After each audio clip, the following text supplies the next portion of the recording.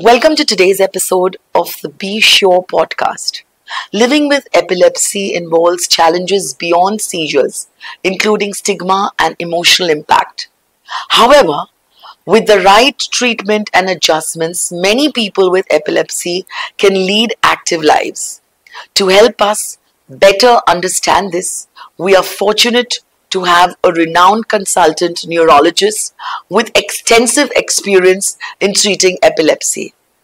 Welcome, doctor. नमस्कार, मी doctor Anup Bende. मी neurologist आहे. माझे क्लिनिक हे हडपसरला गाडी तळेजवळ आकाशवाणी समोर आहे. Let's start with the basics. What exactly is a seizure and how does it affect the brain?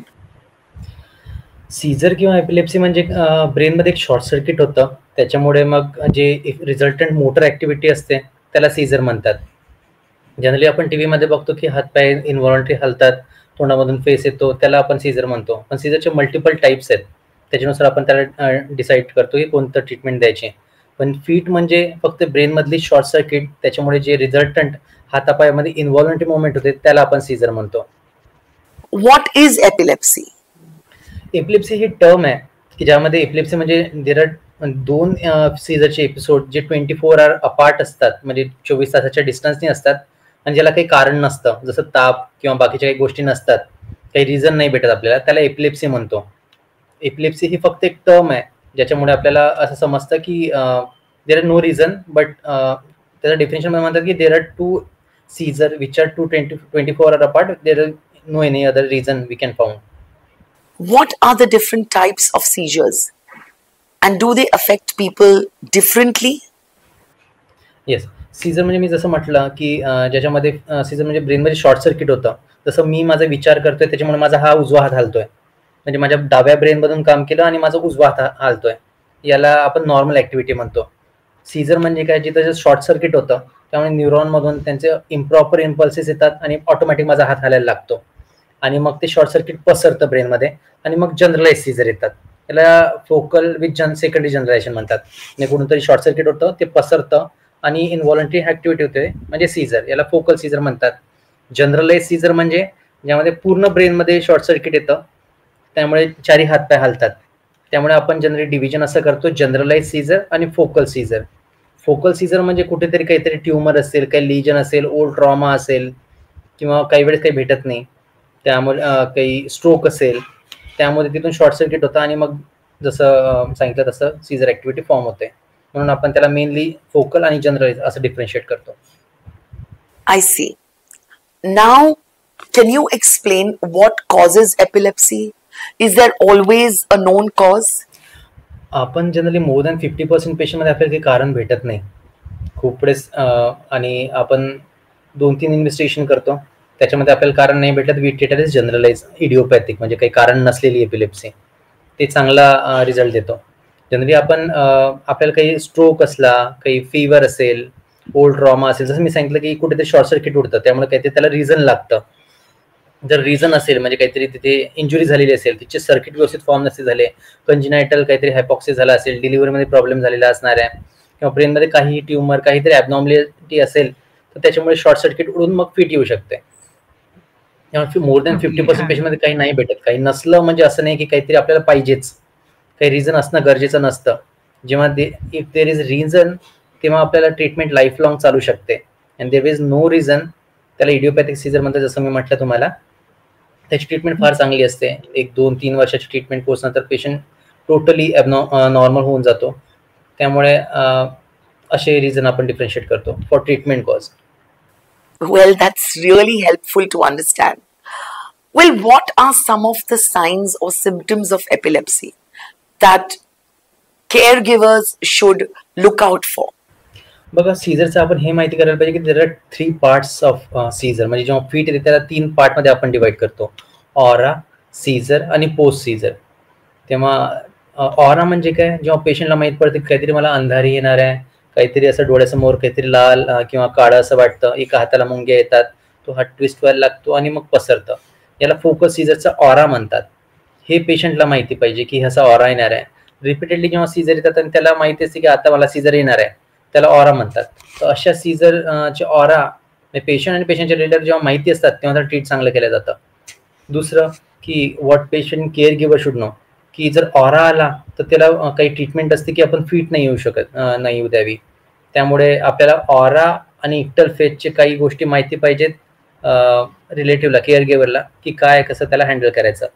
जर ऑरा आला तर नेझल स्प्रे किंवा काही टॅबलेट असतात ज्याने फिट थांबते. जर फिट आलीच तर काय करायचं, त्याच्यामध्ये 2-3 गोष्टी असतात. एक तर if the patient has a seizure, patient should be manage properly, that we should patient should be kept, काही असं इंजुरियस गोष्टी असतील त्याच्यापासून थोडंसं दूर ठेवायचं. अजून त्याला काही लागू नाही द्यायचं, त्याच्या तोंडात हात नाही घालायचा, आणि फिट येऊ द्यायची, एका साईडला टर्न करायचं, त्याची सलायवा म्हणजे थुंकीची एका साईडला येऊ द्यायची. पेशंट हे फिट ऑटोमॅटिक जाणारच आहे. त्यामुळे आपल्याला फक्त पेशंटची केअर करायची असते ड्युरिंग सीझर पिरियड. म्हणजे जी फिट थांबेल त्यानंतर पेशंटला आपण एक तर हॉस्पिटलाइज करू शकतो किंवा मग प्रॉपर ट्रीटमेंट देऊन त्याच्या डोसेस कंटिन्यू ठेवू शकतो. त्यामुळे रिलेटिव्ह केअर गिव्हर आणि पेशंट या तिघांचं त्यात कॉन्ट्रीब्युशन आहे, की ऑरा पार्ट, इक्टल पार्ट आणि पोस्ट इक्टल पार्ट या तिन्ही दे शुड नो, बिकॉज ते सेम प्रकारचंच येणार आहे एका पेशंटला. That can vary from patient to patient. त्यामुळे ह्या 3 पर्सनला या सगळ्या गोष्टी माहिती असायला पाहिजे. Now let's talk about something that many people with epilepsy face: stigma. Can you tell us why epilepsy is often misunderstood? जसं टीव्हीमध्ये दाखवतात की एपिलेप्सी जे 4 हात पाय आहेत, मी असं अगोदरच बोललो की त्यामध्ये ट्रेस येतो. त्यांना असं वाटतं की काही देवाच्या काही गोष्टी आहेत किंवा ह्या नेहमीच लॉंग टर्म चालणाऱ्या, या पेशंटचं काहीच होऊ शकत नाही, त्याला नोकरी भेटत नाही, लग्न होत नाही. अजून त्यांचा एकदम टॅबू असतो की त्याच्या मुलामध्ये पण हे फिट जाईल. त्यामुळे आणि अशा वेगळ्या वेगळ्या गोष्टींचं असं टॅबू करून ठेवतात माणसं, की या पेशंटला आउटकास्ट करतात. काही त्याच्यावर म्हणजे वेगळ्या वेगळ्या अंधश्रद्धा आहेत, that we all know. Absolutely. Now let's move on to managing epilepsy. What are the common triggers for seizures that patients and caregivers should be aware of? मी म्हटलं अगोदरच की त्याला 3 माणसं ज्यांना they should know all the things, that care giver, पेशंटचे relative and patient himself. Patient epilepsy manage करताना aura हे एव्हरीवन शुड नो, की ह्या गोष्टीने ऑरा येऊ शकतो. व्हॉट इज द पेशंटचं स्वतःचं व्हॉट इज काय काम असतं, की ऑरा आला की रिलेटिव्ह किंवा कोणाला इन्फॉर्म करणं आणि काही मेडिकेशन आहेत ते घेणं, त्याने फिट नाही येणार. केअर गिव्हर शुड अंडरस्टँड हे ऑरा काय आहे. दुसरं relative should have supportive mode. Supportive mode असणं फार गरजेचं आहे, because the seizure patient can go in to depression and all the things that, म्हणजे ते टॅबू जे असतात त्याच्यामुळे पेशंटला फार असं लो फील होतं, पेशंटचं सोशल स्टेटस फार कमी होऊन जातं, कोणामध्ये नाही मिसळत ते. त्यामुळे त्यांना सपोर्टिव्ह फील करून देणं, कॉन्फिडन्स देणं आणि समजून घेणं, ह्या सगळ्यात महत्त्वाच्या बेसिक गोष्टी आहेत ज्या पेशंटचे रिलेटिव्ह प्ले करतात.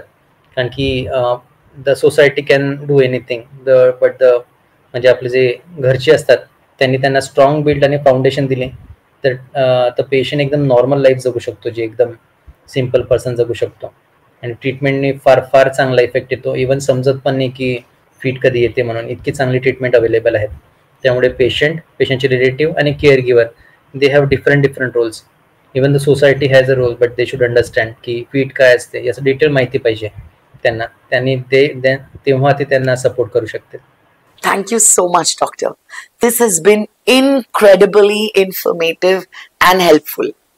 We hope today's discussion helps listeners better understand epilepsy and how to support themselves or their loved ones, of course. Any final thoughts? मला एवढं सांगायचं की फिटचे पेशंट फार म्हणजे खूप डिफिकल्ट नाही आहे त्याला ट्रीट करणं.